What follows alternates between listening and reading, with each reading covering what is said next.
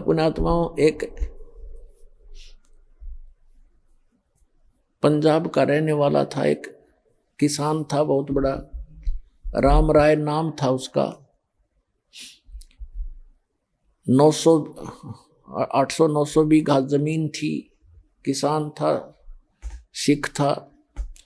पहले ये सिख थे, सिख का यानी अपने हिंदुओं से ही अलग से, जैसे आज ये राधा स्वामी वाले कौन है, इसमें सभी जाति के लोग हैं हिंदू ही तकरीबन, या सिख भी हैं। आगे चल के ये धर्म का रूप धारण कर लेगा तो हमारा दुर्भाग्य ही होगा। तो ऐसे ही वो सिख धर्म, सिख माने शिष्य परंपरा से चल रहे थे, उनमें से था। और नानक गुरु ग्रंथ साहिब की वाणी से वो काफी प्रभावित तो हैं सिख धर्म के पंजाब के व्यक्ति।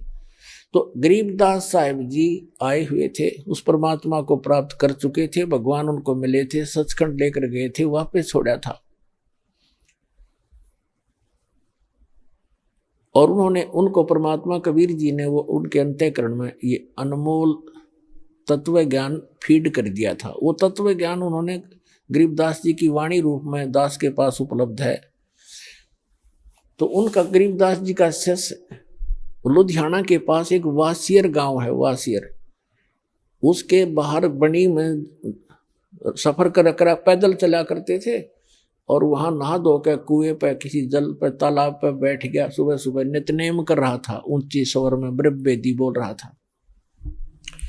और वो सिख राम राय जी नहाने सुबह सुबह सैर सपट्टे को गया। तो वाणी के बड़े मर्मज्ञ हैं, बड़ी प्यारी लगती है वाणी। उन्होंने देखा भी बड़ी गजब की वाणी किसकी है, तो खींच लिया आत्मा को, उसके पास जाकर बैठ गया। जब उस भक्त ने अपना नित्य नियम कर लिया तब उससे कहा कि महाराज जी, ये भक्त, ये वाणी किसकी है? उन्होंने बताया कि ये मेरे गुरुदेव की वाणी है। तो राम राय ने पूछा, वो संत अभी शरीर में है या शरीर छोड़ के? उन्होंने बताया भी शरीर में है। पूरा पता ले लिया उसने, राम राय ने, कि एड्रेस बता मुझे, इस महापुरुष के दर्शन करूंगा। तो वहां से चल पड़ा, छुटानी पहुंच गया लुधियाना से। अब गांव में गरीबदास जी कैसे थे, किसान के घर जन्म था, जाट थे, 1300 बीघे जमीन थी, बड़े बीघे थे, यानी ना 2500 बीघा जमीन थी, लगभग 1400 एकड़ वर्तमान की। और खूब पैसे वाले थे। और लेकिन खेत में अपना हाथ से काम करते थे, खेतों पशुओं का चारा भी स्वयं लाते थे, क्योंकि महापुरुषों में अभिमान नहीं होता, ना धन का, ना तन का, ना किसी संतान का। तो राम राय जी सुबह सुबह पहुंचे छोड़ानी गांव में। थोड़े से घर थे, कुछ बाहर के व्यक्ति भी आ जाते थे गरीबदास जी के दर्शन और प्रवचन सुनने के लिए, 10-20 मिनट बैठ जाते थे, 2-4, 5-4 उनके शिष्य। तो जब वो घर पे पहुंचा गरीबदास जी के घर पे, तो गरीबदास जी घर पे नहीं थे, वो खेतों में गए हुए थे, अपना घूमने जाते थे सुबह सुबह। वो जा लिया सुबह ब्रह्म मुहूर्त में। तो उन्होंने पूछा, वहां पे गरीबदास जी हैं? वहां बैठे हुए गांव के व्यक्तियों ने और एक आध दूसरे गांव से आकर बैठा था, उनने सब ने मिलकर कहा कि महाराज जी तो भाई घूमने गए हैं, आ जाओ बैठ जाओ आप। तो उसने सोचा भाई महात्मा का दर्शन करके अनहार करूंगा, इतनी दूर से आया हूं, और ऐसे महापुरुष की ऐसी वाणी, तो वो खुद कैसे होंगे जिनकी अमृत वाणी ऐसी है। इस बात से प्रेरित होकर उसने कहा, मुझे ये बता दो वो किस साइड में गए हैं। गाँव वालों ने कहा, भाई इधर जाया करते हैं घूमने, और कितनी देर में आ जाएंगे? वहां बैठे व्यक्तियों ने कहा, भाई वो तो उनके मूड की बात है, आवत है अभी आ जा, ना तो भाई दोपहर 10, 11, 12 बजा दे। तो उसने सोचा इतनी देर क्यों वाट इंतजार करी, उनसे पूछ कर पता करके कौन सी दिशा में, एक रास्ता बता दिया उन्होंने कि रास्ते पर चले जाओ, आगे ऐसे ऐसे एक झोपड़ी, एक रहट मिलेगा, और वहां उस झोपड़ी में मिल सकते हैं आपको। अब कहने का भाव ये है, ज्यादा ना इसको लंबा करके, समय सत्संग का होने वाला है। तो जब वो जा रहे थे, गरीबदास जी आ रहे थे उसी रास्ते से, सिर पे पशुओं का चारा एक गट्ठड़ लेकर, बंडल, बरोटा बोल रहे हैं हमारे हरियाणा, बरोटा सरसों उसका, जवार का। और देश अपना, जैसे हरियाणा के लोग पहनते थे धोती कुर्ता, सिंपल ड्रेस। और वो जो राम राय था, उसको उर्फ नाम उसका झुमकरा भी, गांव में झुमकरा भी कहा कर, जैसे एक नाम निकाल लिया करें अलग से, वो ज्यादा संकी सा आदमी था। तो राम राय जा रहा था, उसने उस पशुओं का चारा लेकर आ रहे व्यक्ति से पूछा कि हे भाई, हे किसान, मैंने गरीबदास महाराज से मिलना है और ये यही बताया कहीं उनका यहाँ घूमने आए हुए हैं। अब गरीबदास जी को तो पता था कि राम राय जी ने मन में क्या कल्पना कर रखी है साधु की, कि साधु होगा, सिर पर जटा होगी, दाढ़ी बडरी होगी, कान पड़वा रखे होंगे, हाथ में चिमटा होगा, एक लाल कपड़ा लंगोट में बांध रखा होगा या कति लाल कपड़े होंगे, मूंड मुंडा रखा होगा, घोटे में घोट हो रहा होगा, यानी कोई विशेष आडंबर ऊपर होगा, उसी को उसने संत मान रखा था। और गरीबदास साहब जी को पता था कि दूर देश से आया है जिज्ञासु, यदि मैंने ये कह दिया कि मैं हूं गरीबदास जी बोल भाई, तो ये यहीं से खेतों में से वापस बोलेगा कि यो किसा महाराज जी, क्योंकि इसने तो महाराज जी सोच रखा था लाल पीले कपड़े हो, सिर पर जटा हो या कभी घोटम घोट हो, तिलक ला रखा हो, हाथ में चिमटा हो, धूने पर बैठा हो, राख लपेट रखी हो। गरीबदास जी ने कहा कि आजा मेरे साथ वापस, मैं मिलाऊंगा उनसे। वो वापस हो लिया। अब जब वो लेकर आ रहे थे अपना सिर पे चारा, तो वहां बैठे शेष गांव का एक आधा कुछ बाहर के दूसरे गांव के आए हुए थे।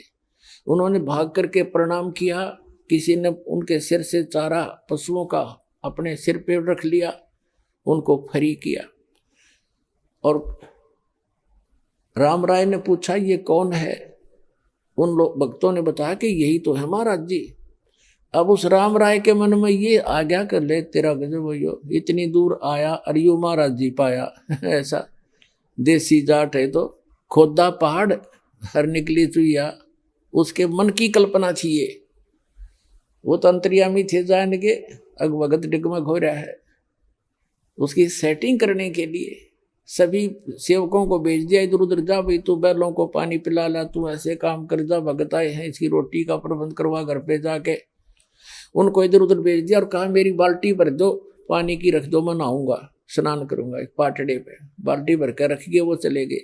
रह गए वो आत्मा और वो महात्मा गरीबदास जी। गरीबदास जी ने स्नान किया, स्नान करके धोती बांधते थे और धोती का एक पल्ला अलग से सपेर कर लेते, तो उसको गोल गोल करके एज ए बेल्ट बांधा करते ऊपर के, धोती को लपेट के जैसे, और उसके ऊपर के उसी का धोती का हिस्सा एक पल्ला बांध लिया करते, उसको अड़बंद कहते हैं।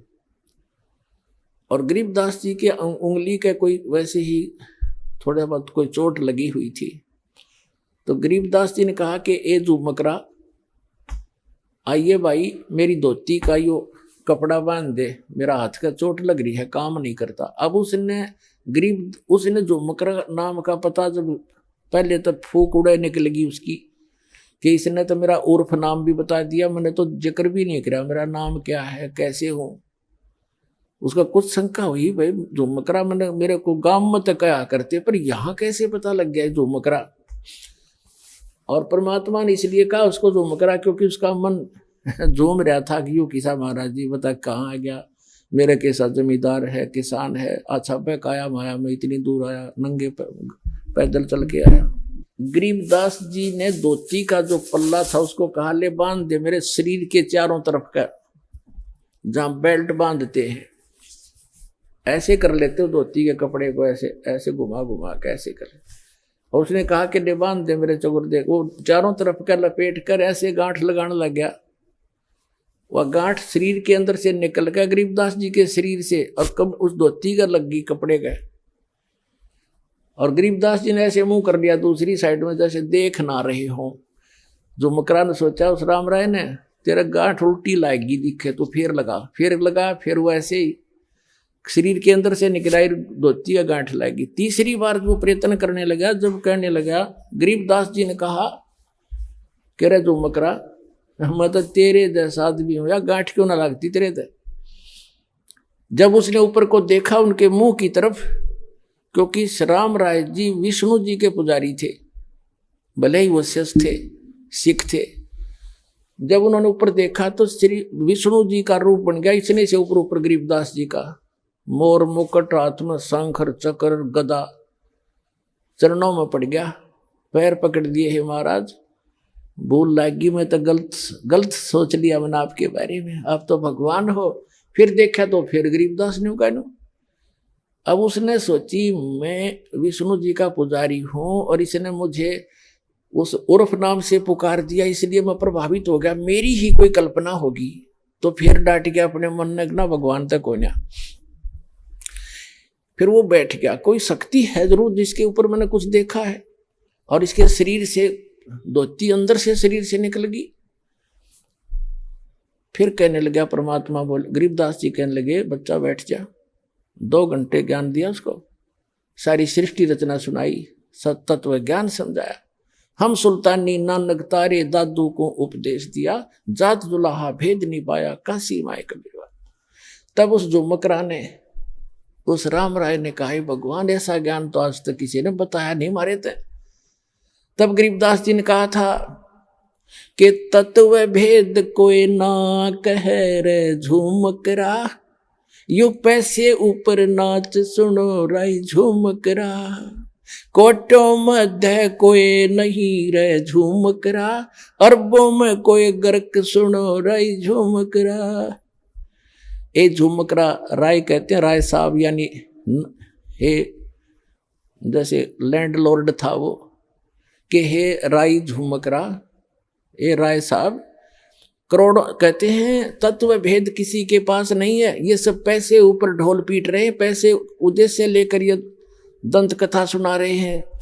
तत्व भेद कोई ना कह रहे झुमकरा, ये पैसे ऊपर नाच सुनो रहे झुमकरा, अरबों में कहते कोटों मध्य कोई नहीं रहे झुमकरा, अरबों में कोई गर्क सुनो रहे झुमकरा। इन करोड़ संतों में आपको कोई संत नहीं मिलेगा, अरबों में कोई एक गर्क मिलेगा। गर्क माने कंप्लीट इन ऑल रिस्पेक्ट, यानी सैचुरेटेड, जिसके पास ज्ञान भी पूरा हो, जिसके पास मंत्र भी पूरे हो, जिसको अधिकार भी हो परमपिता की ओर से। कैसे ऐसा संत तुझे अरबों में पावेगा, करोड़ों में भी नहीं मिलेगा। और वही गीता जी कहती है कि बहु नाम जनमाना मनते ज्ञानवान माम प्रपते, वासुदेव सर्वमति स महात्मा सुदुर्लभ है। तो पुणात्माओं, तुम्हारा सौभाग्य आपका कि दास आपको वो संत मिल गया है जिससे विश्व का कल्याण हो सकता है। बोलो सतगुरुदेव।